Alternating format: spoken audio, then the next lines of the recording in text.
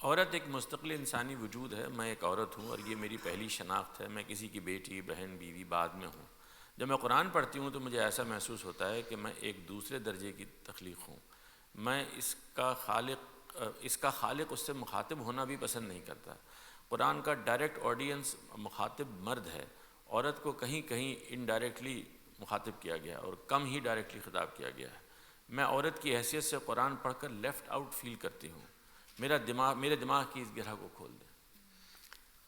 دنیا کی ساری زبانوں میں صدیوں بلکہ ہزاروں سال سے یہ اسلوب ہے کہ اگر آپ مردوں اور عورتوں دونوں کو خطاب کرنا چاہیں تو آپ مذکر کے صیغے اختیار کرتے ہیں۔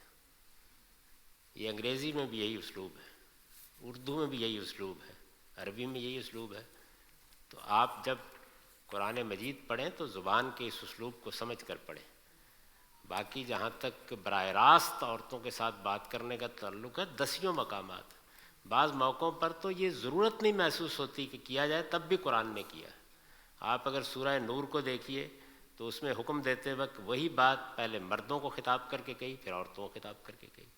اسی طریقے سے جس موقع پر اخلاق کے اعلیٰ کمالات بیان کیے ہیں تو مسلمین، مسلمات، سائحین، سائحات، صائمین، صائمات، بالکل برابر برابر دونوں کو رکھ کے بیان کیے۔ جس وقت آخرت کو بیان کیا ہے تو وہاں بھی آپ یہ دیکھیے کہ الخبیثات للخبیثین، یعنی وہاں بھی دونوں کو الگ الگ رکھ کے بیان کیا ہے۔ تو میرا خیال یہ ہے کہ زبان کے اس اسلوب کو جان لینا چاہیے۔ دنیا کی ساری زبانوں میں اب آپ کچھ نئے طریقے ایجاد کر رہے ہیں، ہمیشہ یہی رہا ہے۔ میں اس وقت گفتگو کر رہا ہوں تو آپ دیکھیے میں مذکر ہی کے صیغے بولتا ہوں، کیوں؟ اس لیے کہ اردو زبان کا طریقہ یہی ہے، خطاب دونوں سے۔